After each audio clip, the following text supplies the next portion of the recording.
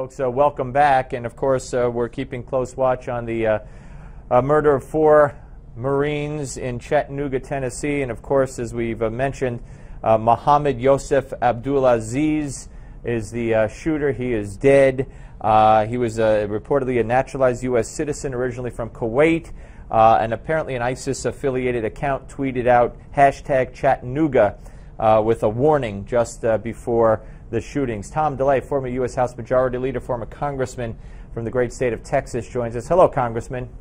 Hello, Steve. It's a real sad day. Very, very sad day, and a very scary day, because we don't know who else is out there and what might follow.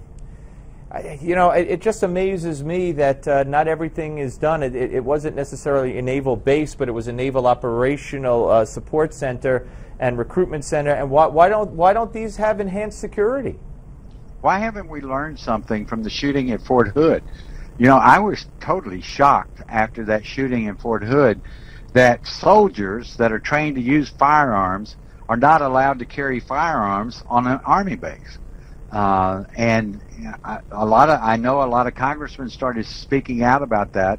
Why hasn't the Obama administration and our military understand that we are at war? We have this war on terror. Our military are being targeted. The ISIS Al-Qaeda have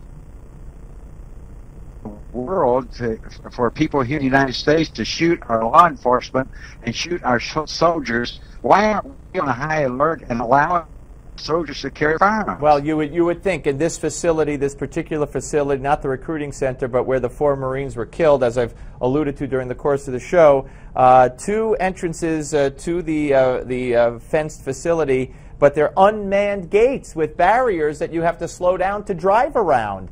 I mean, you're just an open invitation.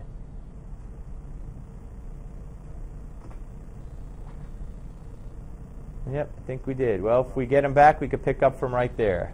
Congressman, we're going to get bored. Congressman, hello? Yes, we lost your. So I said open invitation. If we're still rolling, we still rolling, guys? All right, pick it up from where I said it's just an open invitation. Go ahead. Well, it is an open invitation, and all this chatter that we was around July the 4th. We know that there's things going on here. We may not know exactly what's going on, but we. All right. Unfortunately, folks, we're having some difficulty with Tom DeLay's line, and let's see if we could get it back. If not, the congressman is absolutely right. It's beyond comprehension, just beyond comprehension, that we don't have armed guards at anything dealing with military. Have we not learned at Fort Hood, as the congressman alluded to, they were not allowed to carry their weapons, and it led to dozens being killed and many more dozens being seriously injured. I mean, what message are we trying to send? Who are we trying to protect? Who are we trying to protect if we don't allow our men and women who volunteer to serve our country, defend our nation, that when they're at home, where they should be able to walk around with a feeling of complete safety, if not tranquility to an extent, if we say you can't carry weapons, why? Because we don't trust you? Or one of you might be a maniac? Or one of you might, I don't even know, I can't even come up with the rationalization. What I can tell you is it's a serious, serious error. It's not new, but we are living in new times. That JV team called ISIS is now influencing, and we don't know this for sure, but I'll put the tweet together with the name and the Mohammed Yosef Abdulaziz, and say there's a good chance that he was influenced some way by ISIS. I'll just take a guess, okay?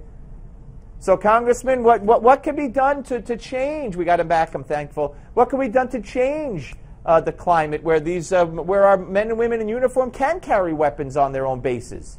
Well, unfortunately, we're going to have to change the president, because this president's answer to everything. Unfortunately, folks, and we'll have the go ahead, Congressman. Well, we're going to have to change president, because this president's answer to all of this is get rid of the guns. You know, we right here in Texas, where I am, I'm able to carry a gun, a concealed weapon, and in another month I'll be able to carry one on my hip, open carry. We ought to be arming ourselves, particularly the military, and certainly training our law enforcement to be on high vigilance, because it's obvious that the next wave of terrorism is to kill the military, their family, and our law enforcement officers.